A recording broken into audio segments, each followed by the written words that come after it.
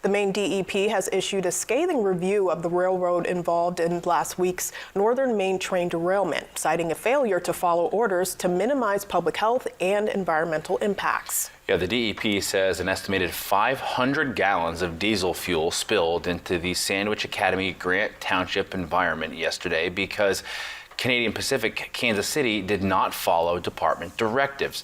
The department also says the 2 rail cars with hazardous materials were not removed fast enough. They were only removed completely away from the site late yesterday afternoon.